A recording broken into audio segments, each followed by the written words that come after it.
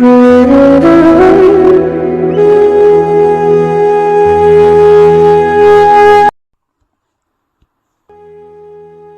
गुरुभ्यो नमः। सज्जनों को इस गुरुचरण सेवक अभिनंदन स्वामी जी की ओर से भक्ति, श्रद्धा और विनम्रता पूर्वक नमस्कार। प्रियजनों, गुरु की कृपा से मानव जीवन के अत्यंत सूक्ष्म परंतु अत्यंत शक्तिशाली एक सत्य को समझने का यह प्रयास ही यह अमूल्य वचन है।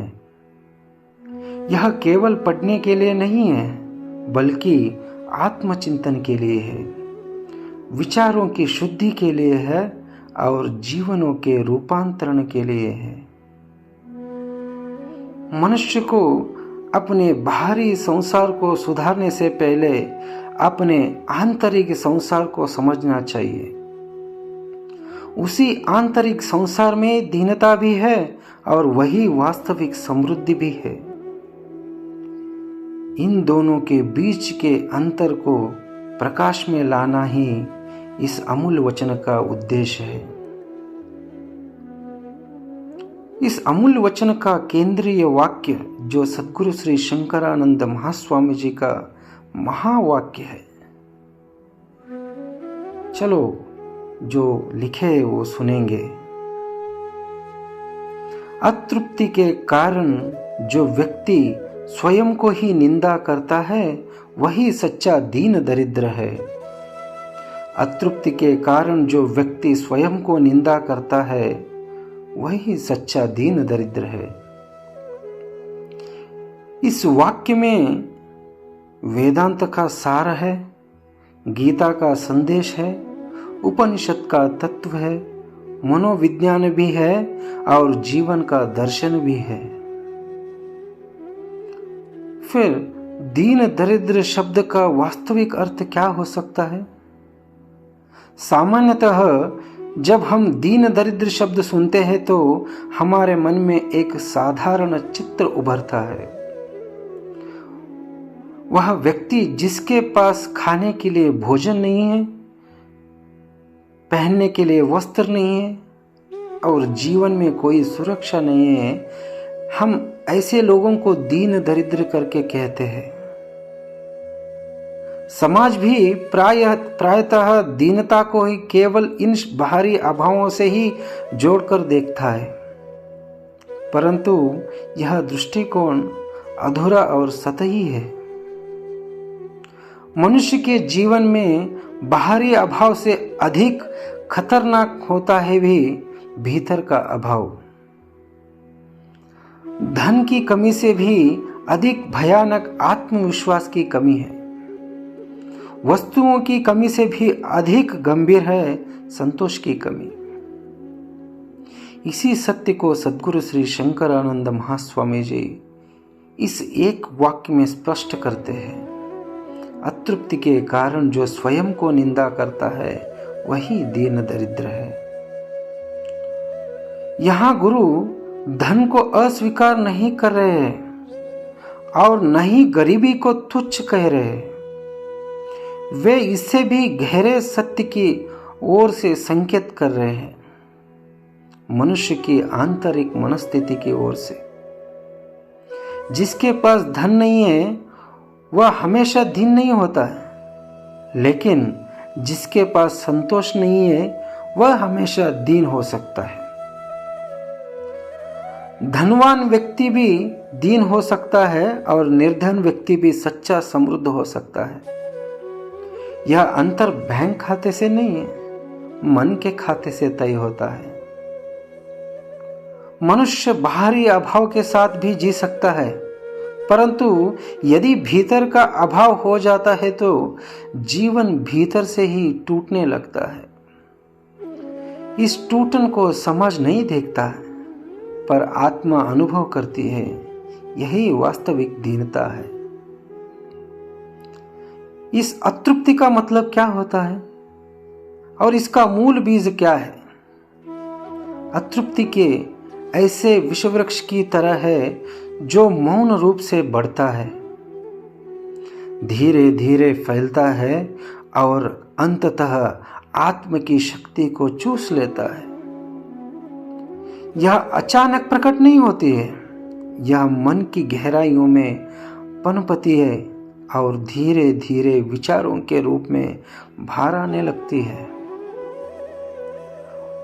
मुझे पर्याप्त नहीं मिल रहा है, मैं पीछे रह गया हूँ, मेरा जीवन व्यर्थ हो गया है, दूसरे कितने आगे बढ़ गए और मैं कुछ भी नहीं बन पाया हूँ। ये वाक्य हम किससे ज्यादा सुनते हैं? समाज से, परिवार से, मित्रों से?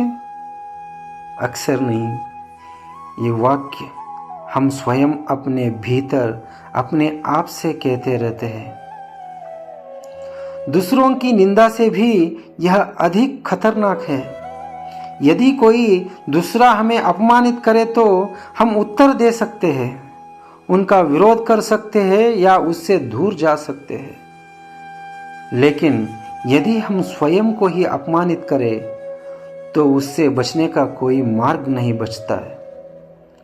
वह विचार हमारे रक्त में बहने लगता है, हमारी सांसों में मिल जाता है और वही धीरे धीरे हमारे आत्मशक्ति को कमजोर कर देता है। इसलिए भगवत गीता गंभीरता से चेतावनी देती है, उद्धरेद आत्मनात्मानम आत्मानम वसादयेत। इसका अर्थ ऐसा है, मनुष्य को स्वयं अपने द्वार ही अपने को ऊपर उठना चाहिए, अपने ही द्वार स्वयं को गिरना नहीं चाहिए। यह केवल धार्मिक उपदेश नहीं है, यह मानव मनोविज्ञान का महान सूत्र है। फिर आत्मनिंदा का मतलब क्या है और उससे हानि कितना होता है और किनको ज्यादा होता है? जैसे मैं अयोग्य हूं, मैं कुछ भी हासिल नहीं किया हूं, मुझसे कुछ नहीं हो सकता, ये केवल शब्द नहीं है, ये आत्म पर पड़ने वाले आघात है। हर निंदा एक घाव है। यह घाव दिखाई नहीं देते परंतु जीवन की गहराइयों में रक्तस्राव करते रहते हैं। जब मनुष्य दूसरों से अपमान सुनता है तो उसे दुख होता है, पर जब अपमान अपने ही भीतर से उठता है तो आत्मा ही टूटने लगता है। फिर जीवन में आत्मसम्मान इतना महत्व है हमारा जीवन में। महाभारत में विदुर केवल एक नीति ज्ञानी नहीं थे बल्कि आत्म तत्व के प्रतिनिधि थे। ऐसे संदेश लिखा है कि आत्मनः प्रतिकूलानि परेशान न समाचरेत। इसका अर्थ ऐसा है, जो व्यवहार तुम्हें स्वयं के लिए अप्रिय लगता है वही दूसरों के साथ मत करो। पर इसका एक और गहरा अर्थ है, जो बात तुम्हें दुख देती है वह अपने आत्म के साथ भी मत करो। हम दूसरों से कठोर शब्द बोलने से डरते हैं, लेकिन अपने भीतर हम स्वयं को दिन रात अपमानित करते रहते हैं। भारी हिंसा कभी भी हो सकती है, पर आंतरिक हिंसा निरंतर चलती रहती है। विदुर की दृष्टि में धर्म केवल नियमों का पालन नहीं है, धर्म आत्मसम्मान है। जो स्वयं का सम्मान नहीं करता वो दूसरों का क्या भी सच्चा सम्मान कर सकता है। फिर इस अतृप्ति का मनोविज्ञान कैसे रहता है? अतृप्ति मनुष्य को हमेशा तुलने में जीने पर मजबूर कर देता है। दूसरों का जीवन उसे बड़ा लगता है और अपना जीवन छोटा लगता है। दूसरों का प्रकाश उसके दीपक को ढक देता है। दूसरों की उन्नति उसे अपनी गिरावट जैसे लगने लगती है। यह तुलना मन को शांति नहीं देती है, यह निरंतर प्रतिस्पर्धा पैदा करती रहती है। प्रतिस्पर्धा मन को कठोर बना देती है, जबकि संतोष मन को शीतल बनाता है। जहां अतृप्ति होती है वहां कृतज्ञता नहीं होती है। कृतज्ञता के बिना मनुष्य समृद्धि को भी गरीबी समझने लगता है, लेकिन जहाँ संतोष होता है वहाँ कृतज्ञता स्वाभाविक रूप से बहती है। फिर इसका समाधान क्या है? दीनता से दिव्यता के ओर से कैसे बढ़ना चाहिए? सद्गुरु का वचन केवल समस्या नहीं बताता, वह समाधान भी दिखाता है। अतृप्ति का त्याग ही पहला कदम है, परंतु इसे कैसे छोड़ जाए? 4 सूत्र बताऊंगा। पहला सूत्र है कृतज्ञता का अभ्यास करना। प्रतिदिन कम से कम 3 बातों के लिए हृदय से धन्यवाद देना चाहिए। और दूसरा स्वीकार भाव, अपनी वर्तमान स्थिति को जीवन यात्रा का एक चरण मानकर स्वीकार करना चाहिए।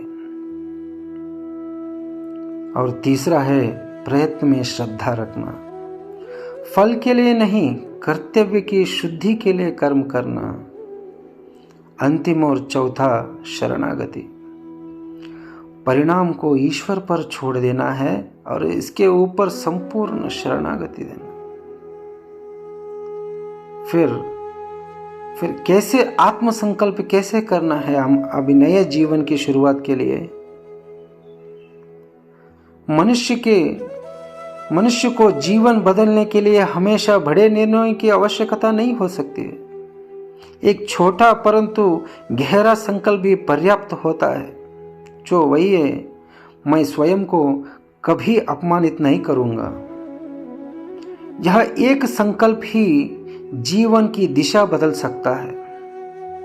जब आत्मनिंदा के स्थान पर आत्मसम्मान आता है, जब अतृप्ति के स्थान पर संतोष आता है, तब दीनता के स्थान पर दिव्यता प्रकट होती है।